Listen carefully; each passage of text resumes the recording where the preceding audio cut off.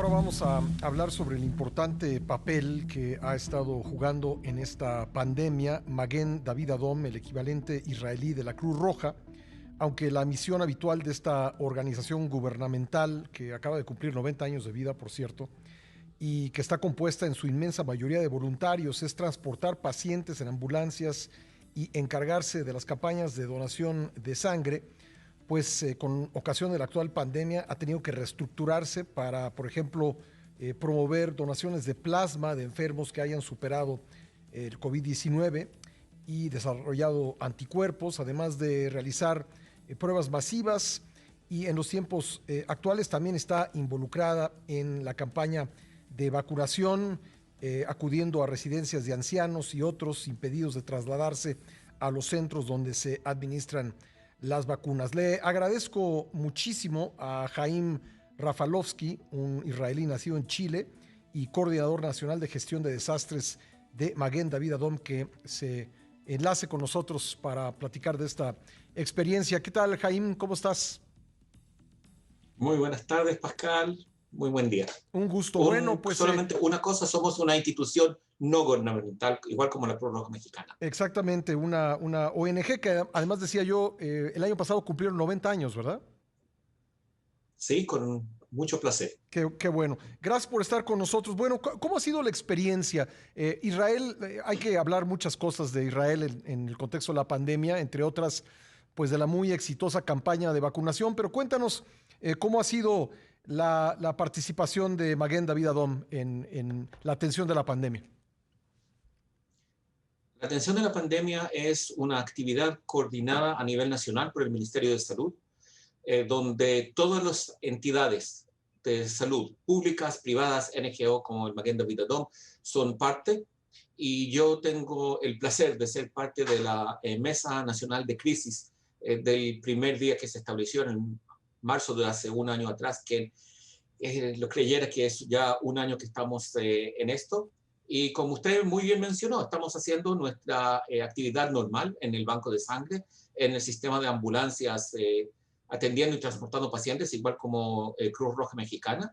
Y adicionalmente estamos tratando de suplir con el valor añadido que el Maguen David Adom tiene trabajando en terreno al sistema. Y por eso, desde los primeros días, somos nosotros los que empezamos a ponernos equipo protectivo personal y salir a sacar muestras de las personas que estaban sospechosas en ese momento, como pacientes COVID, estableciendo grandes centros donde se tomaban estas muestras. Llegamos a más de 10.000 muestras en un día. Uh -huh. Y ahora, cuando surgió la necesidad de personas con capacitación de atención prehospitalaria que puedan vacunar a gran cantidad de personas, el Maguen David Adom tomó esa función, donde orgullosamente el Ministerio de Salud nos dio la responsabilidad de vacunar a todas las personas residentes en hogares para personas mayores, hogares para personas con discapacidad, que obviamente no queríamos sacarlo de ese hogar y llevarlos a un centro de vacunas, sino queríamos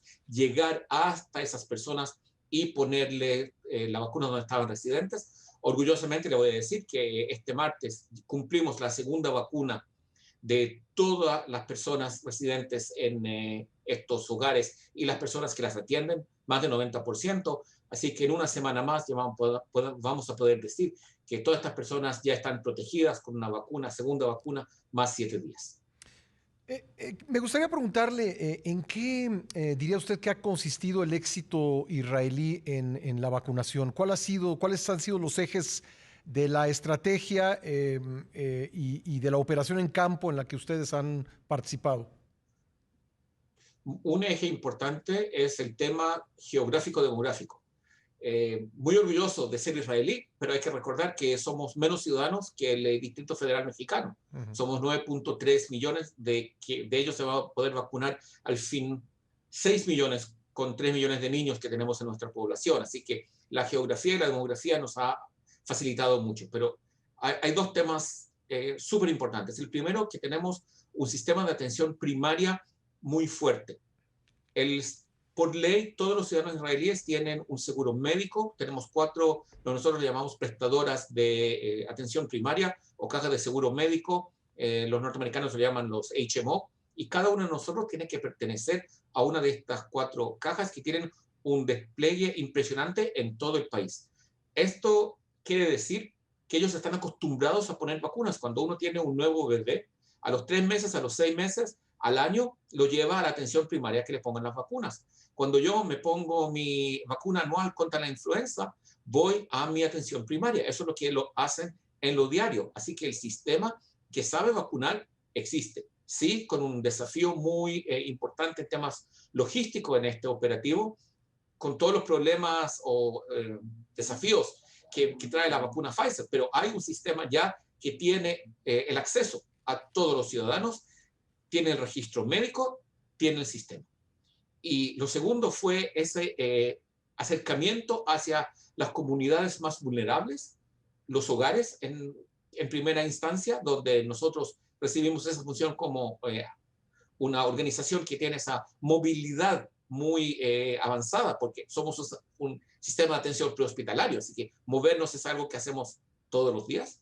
Y ahora estamos haciendo lo mismo con las comunidades más lejanas en Israel, lejanas en términos israelíes, pero sí a esas comunidades que creemos que van a tener dificultad de llegar al centro de vacunación, y en vez estamos llegando a la comunidad. Mañana lo vamos a hacer en 10 comunidades árabes, por ejemplo, en este fin de semana. Esto genera mucha discusión en el mundo. ¿Cómo catalogar una estrategia nacional en contra del COVID? Hay quien lo equipara a una situación de guerra, hay a quien no le gusta esa definición. En el caso israelí, digamos, ¿cuál sería la mejor manera de describirlo o compararlo? Antes que todo, yo creo que lo más importante es entender que este es un esfuerzo nacional y no un esfuerzo de salud. Tengo 50 años como prestador de atención prehospitalaria. No es una lucha que en algún momento creíamos como profesionales de salud que la vamos a vencer solos. Tenemos que movilizar a toda la ciudadanía. Tenemos que movilizar a la sociedad para esta campaña, porque en este momento en Israel se están luchando 2 batallas y nosotros usamos el término batallas, porque eso es algo muy israelí. Lo entendemos muy bien qué es luchar una batalla y qué es vencer una batalla. Una batalla es vacunar a una gran cantidad de personas lo más pronto posible. En este momento se están vacunando más de 100,000 personas diariamente. Ya tenemos ya 1,5 millones de personas que han recibido la primera vacuna y 1,5 millones de personas que han recibido la segunda vacuna, y vamos creciendo con el objetivo de llegar a 5 millones en marzo. Pero al mismo tiempo estamos luchando una batalla con un brote sumamente importante de casos nuevos de COVID, el brote peor en cantidad de personas afectadas que hemos visto desde el inicio de esta pandemia, y tenemos que seguir luchando en conjunto con toda la comunidad para vencer ese brote, y vamos a lograr vencer ese brote solamente si las personas siguen obedeciendo las medidas de seguridad, siguen usando la mascarilla, siguen manteniendo la distancia social, siguen manteniendo un alto nivel de higiene, y eso es muy difícil. Es muy difícil para las personas entender que aún cuando se les está poniendo la vacuna, aún cuando recibieron ya su segunda vacuna, pasó una semana y están protegidos, las personas alrededor todavía no tienen ese nivel de protección, y tenemos que seguir manteniendo las restricciones, lo difícil que es después de un año. Todos estamos cansados, todos tenemos una fatiga de la pandemia, y necesitamos ese aire para 2, 3 meses más para lograr vencer esta batalla. Sí, porque en algunos países o cuando no se revisa a fondo la información, se puede llegar a pensar que como Israel va muy adelantado de la vacunación de su población, pues ya prácticamente ha vuelto a la vida normal, y lo que hemos podido leer, y usted nos lo confirma, es que todavía están, pese a los grandes avances en la vacunación, todavía se considera en una situación especial, una situación sanitaria especial. Las cifras de pacientes hoy en el sistema de salud israelí. Tuvimos ayer 7,166 casos nuevos. De ellos tenemos 1,100 que están considerados personas con una enfermedad muy grave. Tenemos 331 pacientes ventilados. Tenemos un récord muy negativo de 41 de 41 pacientes que están en un aparato ECMO, una oxigenación extracorporal, de ellos 4 mujeres embarazadas, algo que no se había visto en ningún momento hasta el día de hoy.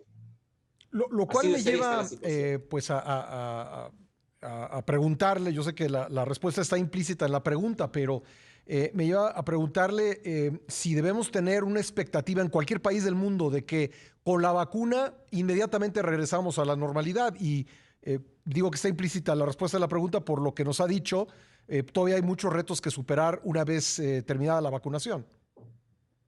Está el reto de el tiempo hasta que la vacunación cree el efecto en disminuir de una forma significativa la cantidad de pacientes críticos. Eso es lo primero. Pero al mismo tiempo hay que recordar, y si me permite, quiero hablar en un momento sobre la idea de la inmunidad de rebaño en Israel. Por favor. Para tener una inmunidad de rebaño, según la estadística internacional de otras enfermedades, necesitamos 75% de nuestra población que esté inmune al coronavirus. Tenemos en este momento 600.000 personas recuperadas, lo que nos deja más o menos con 6 millones de personas que podemos vacunar. Si hace la matemática de un 9.3 millones de personas y saca un 75%, va a llegar a la cifra de 6.7 millones.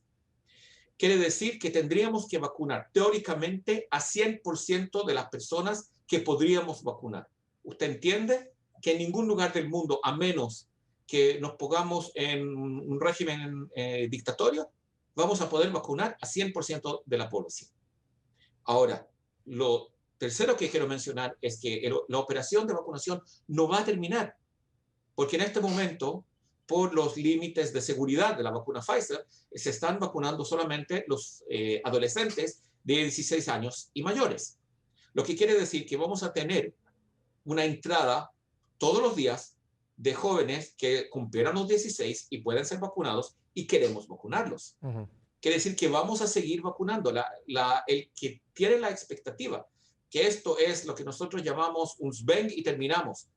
Hicimos una actividad muy importante y solucionamos el problema. No, es una nueva forma de vivir que nos vamos a tener que acostumbrar. Y, por ejemplo, puede ser, no sabemos todavía, que igual como nos ponemos una vacuna contra la influenza todos los años, muy puede ser que nos vamos a tener que vacunar contra el COVID todos los años.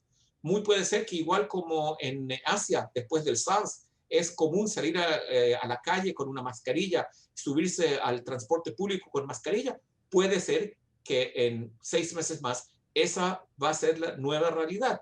Estamos viviendo una era de cambio, de un cambio muy importante en la forma que hacemos nuestra vida social, que trabajamos, y esto es un proceso que estamos al principio o en la mitad. Estamos muy lejanos de terminar este proceso.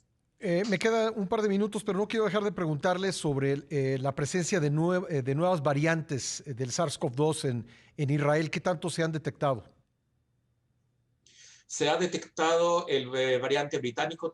Creemos que 70% de los casos que vemos ahora están asociados con el variante británico. Lo vemos en muchos casos de mujeres embarazadas que no se veían anteriormente, pacientes más jóvenes.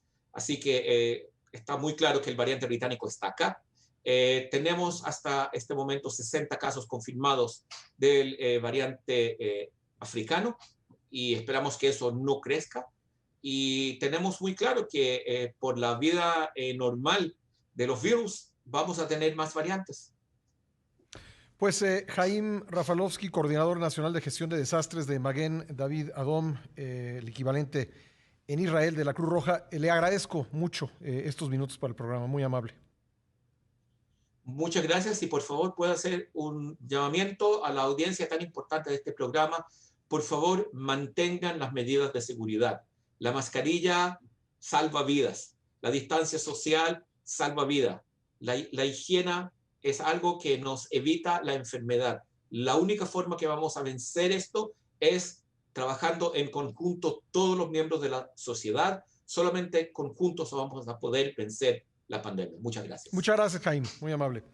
Bueno, pues ahí está. ¿Qué debemos recoger de esta entrevista de un país que ha sido muy exitoso en la vacunación? Que el problema pues no se termina con la vacuna, que vamos a entrar en una nueva realidad, probablemente con nuevas variantes, en fin, situaciones que habrá que incorporar a nuestro día a día. Y asimismo, esto último que mencionó, que es importantísimo que la sociedad en su conjunto participe en el combate a esta pandemia. No puede ser nada más una sola institución o el gobierno, tiene que ser la sociedad en su conjunto que participe activamente. Y ya escuchó usted, el uso de la mascarilla es indispensable, la mascarilla salva vidas. Vamos a un corte, regresamos a seguir.